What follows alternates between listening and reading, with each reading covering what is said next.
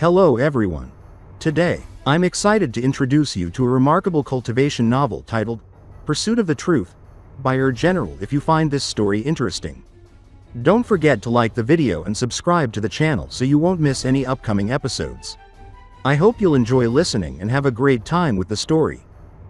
Before we begin, let's take a quick look at what Pursuit of the Truth is all about.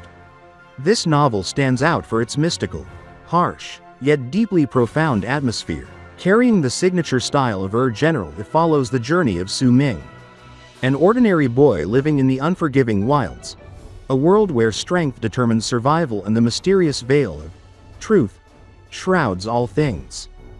From a weak youth merely struggling to survive, Su Ming gradually reveals an unyielding will, a sharp mind, and an unwavering desire to uncover the truth behind existence. His path leads him into a mysterious cultivation world with unique realms such as Dustfallen, profound moving, and truth, accompanied by countless twists, secrets, and revelations that keep readers constantly intrigued. Pursuit of the Truth is more than a tale of power, it's a symphony of belief, memory, fate, and reality. It's a story both tragic and captivating, leaving a lasting impression on anyone who loves a richly layered cultivation world. And now, let's step into episode 1 of the story. And the story continues. These mountains formed a chain that seemed to span endlessly across Earth. Resembling the back of a dragon lying down, the mountain range covered the vast plains. The peaks stretched high into the sky, cloaked in thick foliage, with the calls of birds and the rustle of wild beasts filling the air.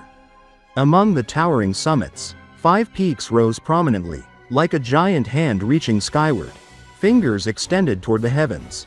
On one of these peaks, a hollowed-out rock provided shelter to a young man named Su Ming. Beside him lay a woven basket brimming with medicinal herbs, the scent of which filled the surrounding air, carrying a calming, almost therapeutic aroma. Su Ming's face was handsome but lean, giving him a slightly frail appearance at first glance. His shirt was made from beast skin, rugged yet functional, and around his neck hung a white fang shaped like a crescent moon. His messy hair was bound together with a simple straw string, giving him a wild, untamed look. He sat cross-legged within the hollow, a large scroll of beast skin parchment spread before him, reading with intense concentration. Occasionally, he shook his head, disagreeing with the words inscribed on it, as if they mocked him personally. The scroll detailed the legacy of the Berserker tribe, explaining that Berserkers were individuals imbued with extraordinary powers, capable of moving mountains, flying through the sky, and even influencing the tides of the seas. Those bearing the Berserker mark could foresee the future and wield celestial powers. Yet Su Ming knew the cruel truth: without the Berserker Body, no one could truly practice the Berserker Arts. He let out a bitter sigh and muttered to himself, mocking his own fate. "Su Ming," he whispered, "it is your destiny to remain a common healer in the tribe. To walk the path of the Berserker is impossible for you." Despite the despair, his eyes sometimes drifted beyond the scroll, lost in thoughts of the vast world described in the ancient text. He had read this scroll countless times. Although he could not recite it perfectly from memory, he knew its contents intimately. He whispered softly, "The sky is round, and the earth is flat, stretching endlessly with no boundaries." As he pictured the world painted by the elders' prophecies, dark clouds began to gather overhead, and the wind grew thick and humid, rustling the trees and leaves as if echoing his thoughts. The sudden shift in the weather caught Su Ming's attention, and his eyes brightened with anticipation. "The elders' predictions are coming true. The dark dragon's saliva can truly be found today," he exclaimed. With newfound determination, Su Ming gathered the scroll and slung the basket over his shoulder. Using a rope anchored to the mountainside, he began climbing toward the peak with astonishing agility. His movements were explosive and precise, almost simian in their dexterity, leaping effortlessly from ledge to ledge. Above him, the storm raged. Dark clouds rolled like waves across the sky, thunder cracking in a deafening roar. The wind lashed mercilessly, whipping the foliage and sending debris flying in all directions. Even with the violent typhoon assaulting him, Su Ming remained steadfast. eyes fixed on a peculiar rock formation atop the peak. The rock was hollowed in the center, perforated with holes roughly the size of fists, resembling a python's lair carved naturally into the mountain. Beneath it hovered a stone shaped like a giant fang, seemingly suspended in midair, presenting an almost insurmountable challenge for anyone attempting to reach it. Su Ming carefully adjusted the rope, securing his position and pulling out a small bottle from the basket. He held it between his teeth and maneuvered skillfully along the mountainside, inching closer to the fang-shaped stone. His gaze remained locked on the dark clouds above as the storm intensified. Rain began to pour, heavy and relentless, washing over him and further testing his endurance. Yet he did not flinch. His knuckles whitened from gripping the rope, his lean muscles straining against the pull of gravity. But his determination never wavered. As the storm raged, the fang-shaped rock began to secrete a black liquid, which merged with the rain to form a trickling stream. Su Ming's eyes shone with anticipation as he waited for the liquid to turn golden, a sign that the dark dragon's saliva was ready to be collected. Finally, the black liquid transformed into a rich golden hue. Without hesitation, he released his grip on the wall and swung on the rope with deadly precision toward the fang-shaped stone. Using the momentum of the swing, he positioned the small bottle beneath the dripping liquid and managed to fill it halfway with the precious golden substance. At that moment, a sudden shriek pierced the storm. Black centipede-like creatures, each the size of 4 or 5 arms, emerged from the perforated rock, attacking him mid-air. Calmly, Su Ming let go of the rope, falling rapidly to avoid their assault. The storm lashed at his body, yet he did not panic. From the cliffside, a red shadow swooped in, a small, nimble monkey named Xiao Hong, his faithful companion. The monkey seized Su Ming mid-air, both of them falling together to a lower cliff where Su Ming had rested earlier. Soaked by the torrential rain, Su Ming quickly hid the half-filled bottle and noticed Xiao Hong holding a small black stone. The monkey hissed and refused to release it, but Su Ming merely smiled, knowing the playful tricks of his companion. Grabbing another rope, they leapt again, escaping down the mountain as the centipede-like creatures pursued them. Despite the chase, Su Ming and Xiao Hong moved with familiarity and confidence, knowing well the limits of the dark dragons. Eventually, the storm subsided, and the creatures reluctantly retreated to the mountaintop. By nightfall, Su Ming emerged from the forest, the dim lights of his tribe flickering in the distance. He was drenched, yet unfazed, his faint smile reflecting both satisfaction and relief. Xiao Hong, perched at his side, offered the black stone as if demanding a trade for another taste of the dark dragon's saliva. Su Ming chuckled, letting the monkey enjoy a share of the golden liquid while refusing the stone. The monkey's delight was palpable as it drank deeply, swaying and burping contentedly before retreating back into the forest. Su Ming looked at the small, half-empty bottle and smiled faintly, putting it back into the basket. He then turned his attention towards the black stone. It was a normal stone that was the size of a baby's palm, and it had an uneven surface, besides some naturally formed patterns forming the uneven surface on the stone. There was a small hole on the stone that seemed to be man-made so that it looked like an accessory. Other than that, the stone appeared completely ordinary. Its edges were slightly rough, its color muted, blending seamlessly with the earth and rocks around it. Yet when Su Ming held it in his hand, he immediately felt a gentle warmth radiating from the stone, seeping into his palm, traveling up his arm, and filling his body with a comforting sensation, like the embrace of a small, persistent fire. Su Ming tilted his head, examining the stone closely. He rotated it, inspected its contours and grooves. But there was nothing else remarkable to see. It was as if it were just an ordinary piece of rock. He remembered the elder's words, the tales about the land of the fire Berserker tribe, and a spark of hope flickered in his mind. Perhaps this stone was imbued with the lingering essence of firepower. Perhaps that was why it emitted warmth so naturally. With that thought, he removed the crescent fang from around his neck and replaced it with the stone, letting it rest against his chest as a pendant. Immediately, the warmth intensified, spreading soothingly across his chest and down his arms. Feeling a surge of energy and purpose, Su Ming whispered to himself, "Let's go home," and he took off running. As he moved, the stone hanging from his neck emitted a faint glow, so dim it almost disappeared, unnoticed even by him. The balls of light in the distance grew brighter with each step. And soon the small settlement surrounded by a wooden wall appeared before him. The sight of it filled Su Ming with a sense of belonging. Though modest, housing only a few hundred people, it was a home, alive with laughter, conversation, and the faint smell of smoke and roasting meat drifting from within. Through cracks in the walls, he could see the central bonfire blazing, with tribesmen gathered around, women dancing in celebration, and the simple vibrancy of everyday life. The gate was closed, guarded by towering men clad in beast skin, with bone necklaces hanging around their necks and earrings of the same material. They looked intimidating, their gazes sharp and authoritative. But when they saw Su Ming running toward them, smiles broke across their rugged faces. "Su, the elder has been looking for you all day. Why are you out so late?" one called out. "Was it raining just now? Did you go out to steal Dark Dragon's saliva again?" another teased. Su Ming laughed, proud of his successful collection, and patted the basket on his back.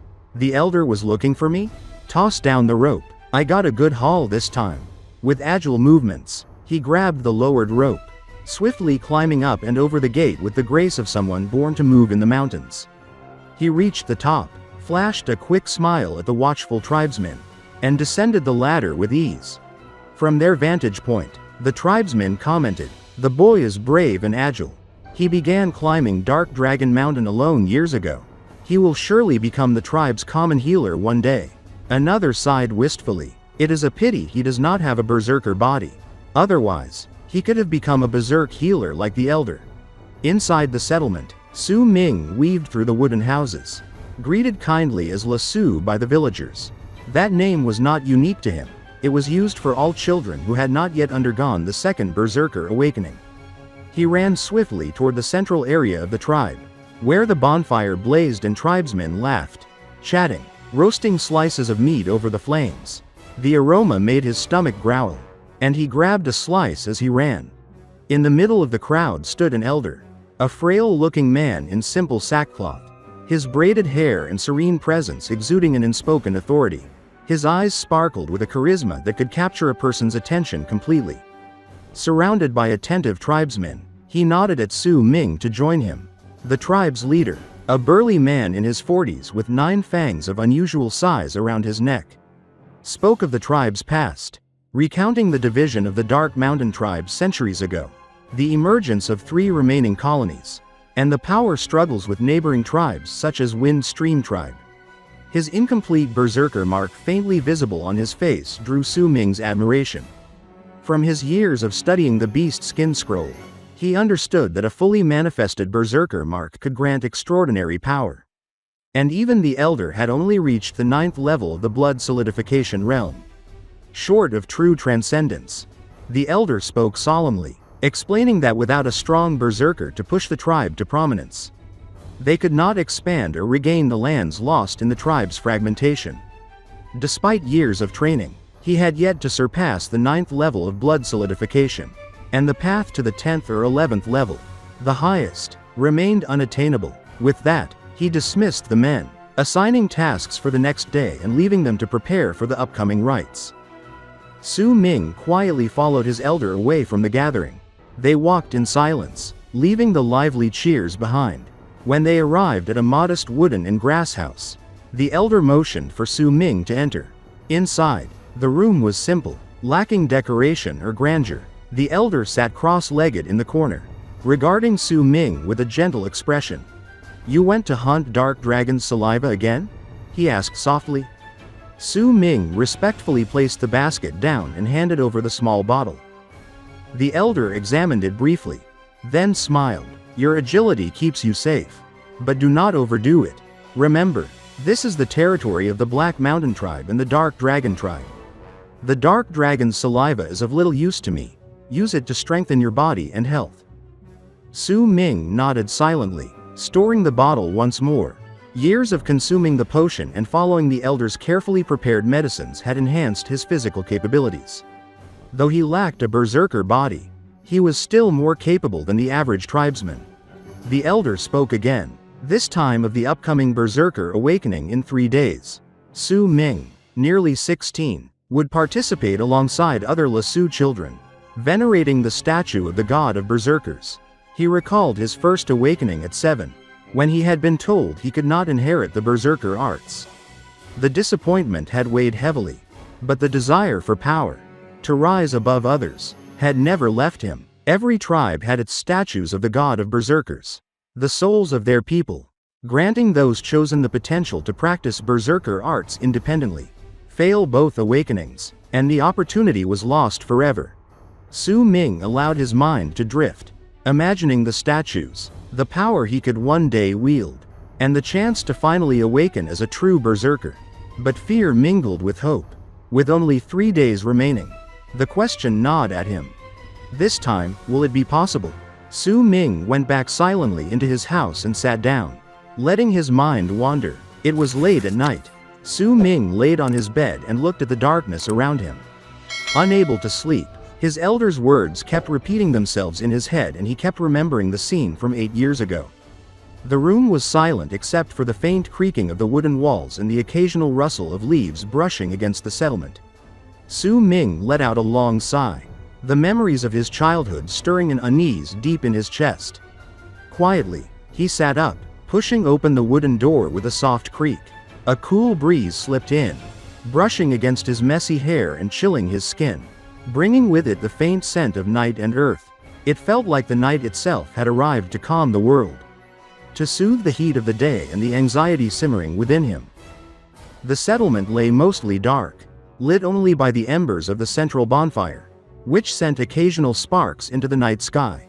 Torches along the giant wooden walls flickered and crackled softly, their warm light dancing in the darkness. In the distance, the peaks of Dark Mountain rose, shadowed and silent, while faint cries of nocturnal birds and animals punctuated the stillness. Su Ming's eyes lifted to the sky. The moon hung high and brilliant, stars scattered like diamonds across the dark canvas of night. The river of stars seemed infinite, stretching into the heavens, and it filled him with both awe and uncertainty.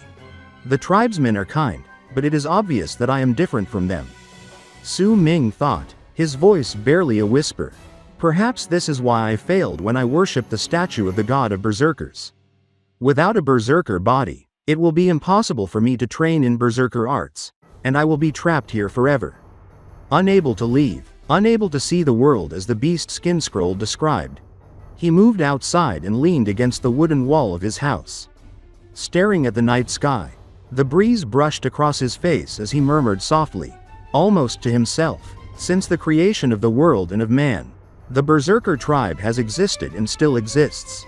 The people who hold the Berserker's power are known as Berserkers. They can fly in the skies, move mountains, and turn the tides in the seas. Those who bear the Berserker mark can read the future and obtain the power of the sun, moon, and stars. As he spoke, he did not notice the black stone hanging from his neck faintly glowing, almost as if responding to his thoughts. Time passed, and before he knew it, the day of the Berserker awakening for the Lasus had arrived. The settlement was alive with activity, tribesmen and Lasus alike filling the central square. The awakening was no ordinary ritual, it was a coming-of-age ceremony, a rite that defined the future of every Lasu who participated. The day was long and demanding, stretching from dawn to dusk, and even allowed those who succeeded to choose their own partners. Drums began to roll, echoing through the settlement with a strange, hypnotic rhythm. One by one, the Lasus stepped forward, moving to the center of the square. There were around 30 teenagers participating that day, all strong, well-built, and exuding the toughness of their upbringing. Even the girls had the hardened physiques of warriors, a sharp contrast to Su Ming, whose clean and handsome features made him stand out immediately among the crowd. Despite his difference, he was accepted fully by the tribe, a part of their lives and their traditions. The tribe performed their traditional dance, a physical offering to the heavens, conveying respect, sacrifice, and devotion.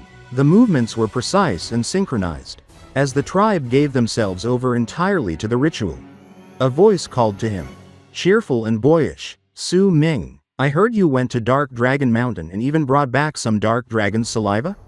The speaker was Lei Chen, a close friend, towering over Su Ming with rough skin and a wide grin. Su Ming nodded, explaining briefly, I brought some back. I came looking for you yesterday.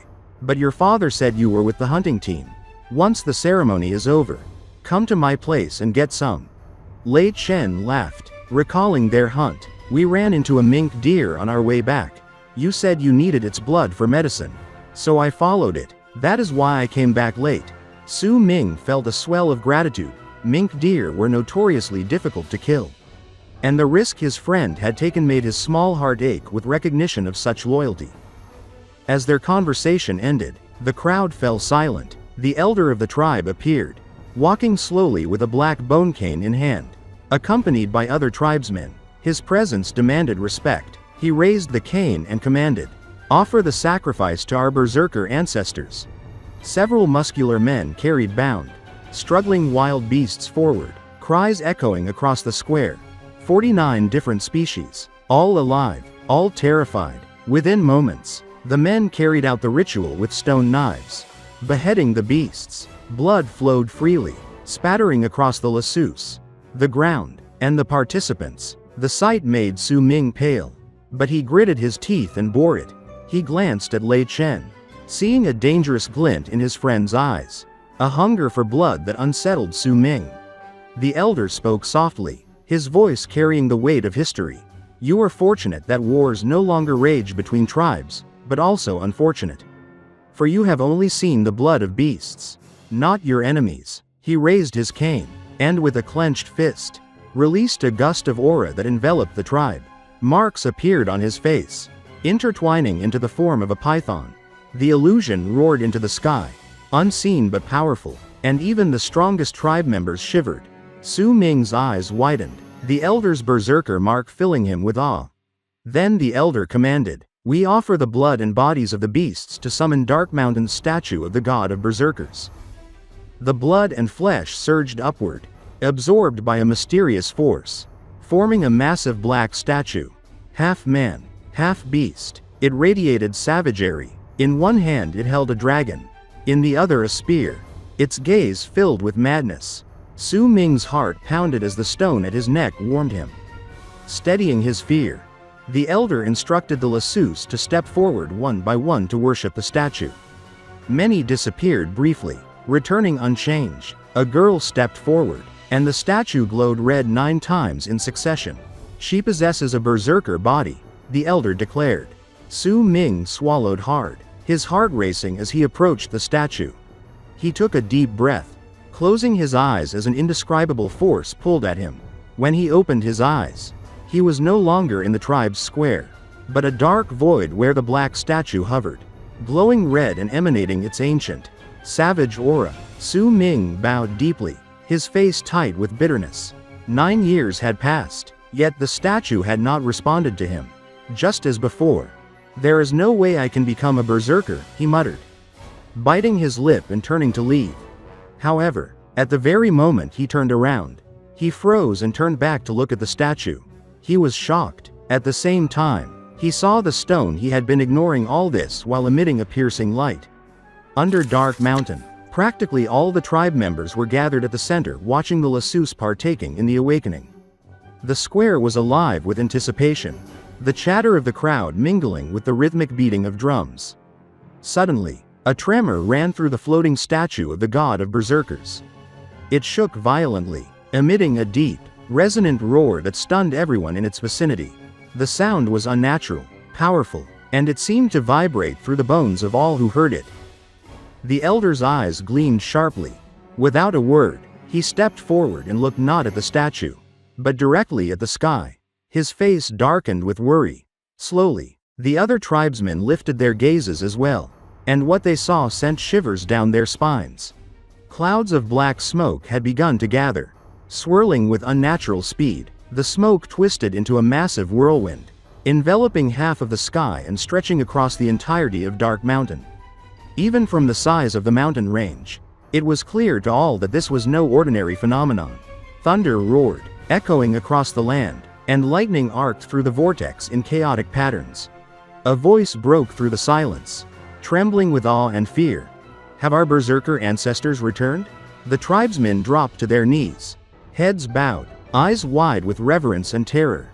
The only ones who remained standing were the elder and the other tribe leaders, who all shared the same alarmed expression. The whirlwind continued to intensify, forming a typhoon that swept across the land, rattling the very foundation of the settlement. The floating statue trembled under the immense pressure, as if it might shatter at any moment. Far away, in the territory of the neighboring Black Mountain tribe, a statue appeared in the air, immense and terrifying, 100 feet tall. Its black, lizard-like form shivered as if struggling to hold itself together. Beneath it stood a frail, elderly man in a black sackcloth robe, his gaze inscrutable and intense. Similar occurrences rippled through the surrounding tribes, spreading confusion and unease. Inside the statue at Dark Mountain, Su Ming felt the dim light of the stone around his neck intensify, bathing him in a crimson glow.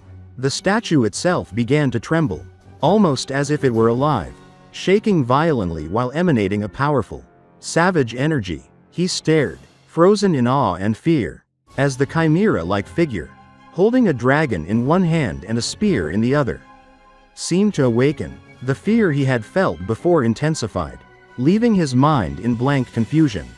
The light from the stone engulfed him, fusing him with the space inside the statue. It grew brighter, until the entire world around him was tinged with the stone's strange red hue. Then, a sudden shattering sensation struck his mind. It was as if an invisible barrier had been broken, and his consciousness was pulled into a vision of a vast plain, stretching endlessly. Hundreds of thousands of people were there, kneeling in worship, their numbers seemingly infinite. Drums thundered in the distance, forming a melody that resonated through Su Ming's very soul.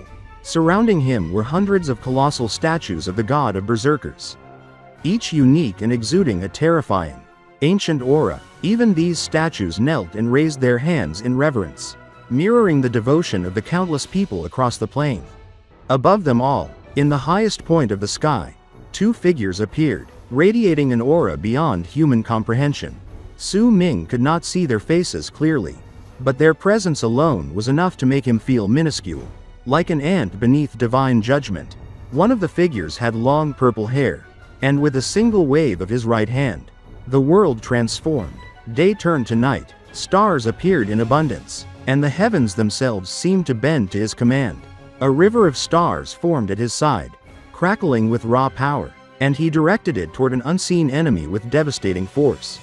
As the purple-haired figure's gaze fell, Su Ming felt an invisible pressure invade his mind, a force so powerful that it expelled him from the vision entirely. Darkness enveloped him, and he struggled to regain his bearings. When his vision cleared, he found himself still inside the statue, the light gone, and his breath coming in shallow, rapid gasps. Sweat drenched his body, and he stared at the stone around his neck, still black and almost innocuous. Was it an illusion, or the memories of the statue? He muttered. That power, it was as if he controlled the stars and the skies themselves. His mind raced as he tried to comprehend the scale of what he had just witnessed. Shaking, he bowed once more toward the statue, preparing to leave, his hands trembling slightly. Then a sound caught his attention, a faint chipping noise. His eyes widened as he noticed a small crack forming on the statue's face. As he lowered his head further in reverence, the crack grew larger, as if the statue could not bear his act of worship. Su Ming inhaled sharply, the reality of the moment sinking in. This was not an illusion, the statue had truly begun to fracture. At the same time, low murmurs echoed in his mind, barely audible but unmistakable. Su Ming's heart leapt. This was what he had hoped for, the secret knowledge of Berserker Arts, passed down only to those capable of reaching the Blood Solidification Realm. The murmurs, impossible to convey through ordinary teaching, came directly from the statue itself, offering the ancient ways of training to him alone. As the murmurs faded, Su Ming found himself suddenly back in the center of Dark Mountain Tribe. The statue around him once again still and inert. His tribesmen, including the elder, still had their heads lifted to the sky, watching the swirling whirlwind. Fear and awe gripped him. Yet he dared not speak of what had occurred. He moved cautiously to the elder's side, sensing the abnormality but keeping silent, understanding the gravity of the event. Gradually, the whirlwind dissipated, and the skies returned to their natural state. No one asked about Su Ming's success, for the lack of light from the statue had already signaled failure to all but him. The other Lassus continued their rituals, with 2 children discovered to possess the Berserker Body, destined to train under the elder's guidance. Su Ming returned to his home, silently pondering the events. His heart raced with the possibilities he now held in his hands. He looked down at the uneven black stone on his chest, uncertain but aware of its extraordinary power. Hesitating, he reached for the necklace, then blocked the door, ensuring no one would disturb him. Holding the stone carefully, he examined it, his mind awash with excitement and questions. Just what is this stone? He wondered. Xiao Hong found it. Perhaps the wind revealed it after all the leaves were blown away. Could there be more of these? His thoughts raced, the implications staggering him. He had failed to inherit the Berserker Arts through conventional means, yet this stone had granted him access. He took a deep breath, forcing himself to calm down, and focused entirely on the stone.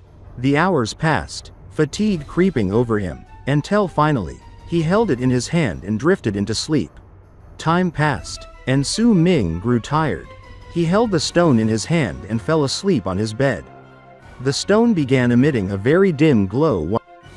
"Brother, brother," a fragile voice that had a unique-sounding tone echoed in Su Ming's dreams. The voice was soft, almost ethereal, carrying a sense of longing that tugged at something deep within him. "Brother, are you listening? Brother," it repeated, tired and faint, as if it had been calling out for an eternity. "Brother, I'm waiting for you." The sound grew weaker and weaker, fading slowly until it was gone.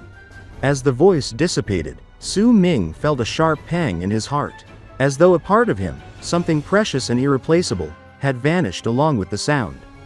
The sensation jolted him awake, his body drenched in sweat, shivering from the cold night air. His face was pale, his breath ragged, and his mind clouded with unease. Slowly, he tried to calm himself, glancing around at the familiar interior of his room. It was midnight. Faint cries of birds and animals drifted from the surrounding forests. He looked down at the stone in his hand, unsure and puzzled. The dream lingered in his mind, and the voice, so familiar yet so distant, continued to haunt him. Su Ming pondered deeply. He had rarely dreamed, and never in such vivid detail. And yet, the connection to this mysterious stone seemed undeniable. All of this must be related to this thing, he thought. Lowering the stone to examine it under the faint moonlight, he frowned. He hesitated briefly, then bit his finger, recalling what the ancient scroll had taught him. Most treasures could only be activated with blood. A drop of blood fell onto the stone. Su Ming watched intently, expecting some reaction, but nothing happened. The stone remained unchanged, absorbing none of the blood. He tried again, experimenting by biting it, prying it with his hands, even soaking it in water. Yet the stone remained inert, unyielding, as though it were waiting for something else.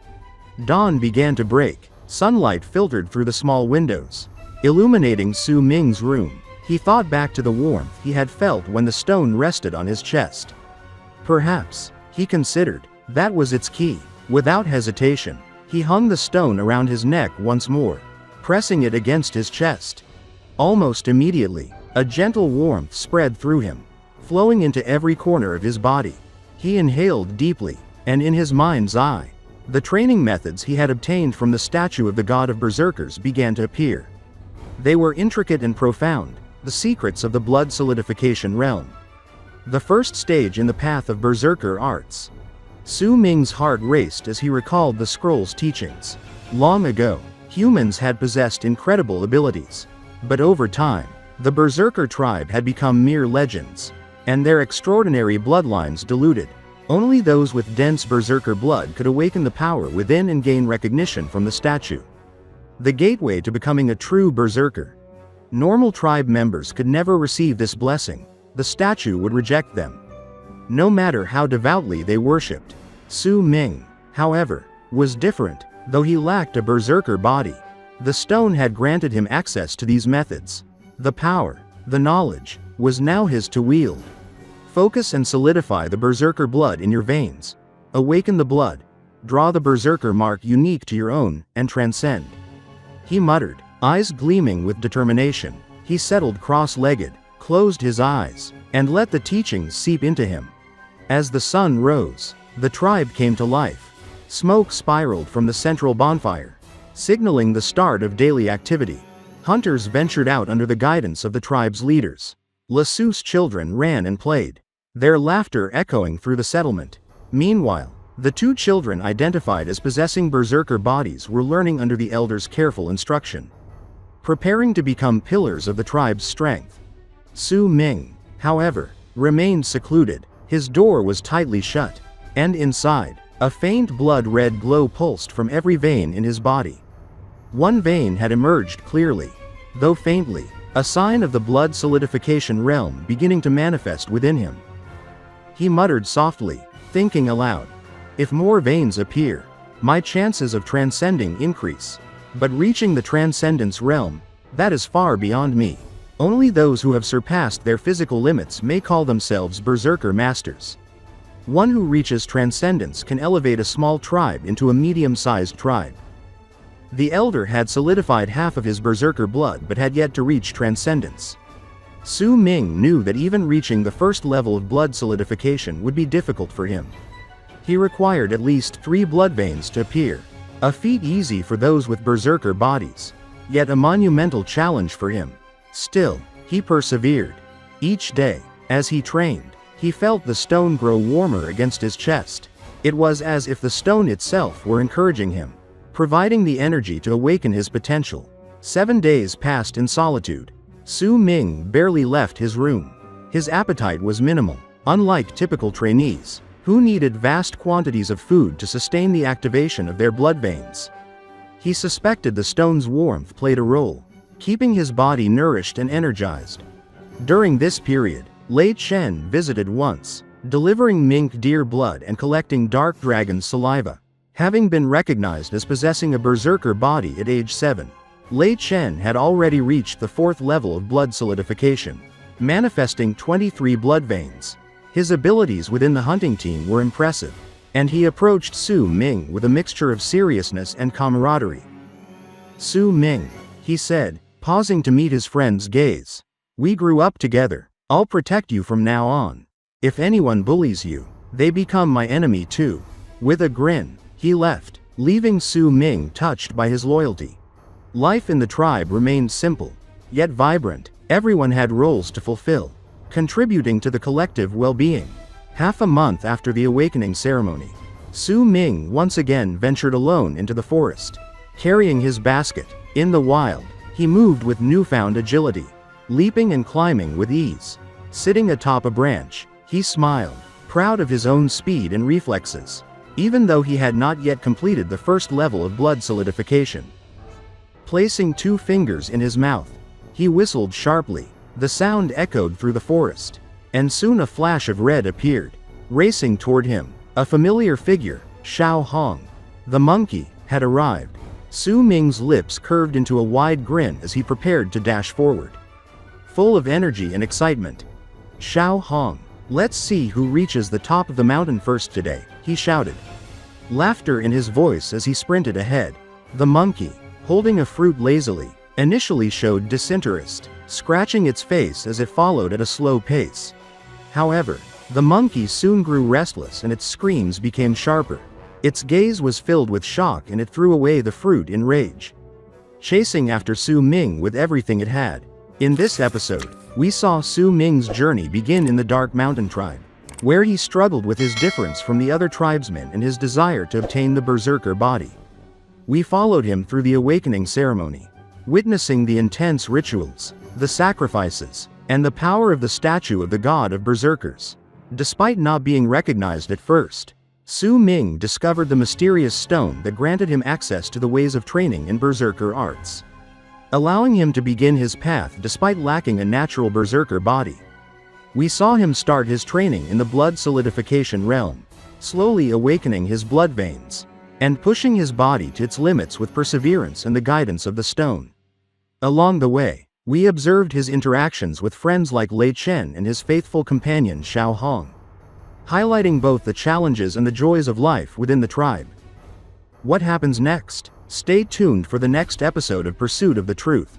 If you enjoyed this episode or found it exciting, don't forget to like the video and subscribe to the channel to get the latest updates on Su Ming's journey. Thank you for watching, and we'll see you again in the next video.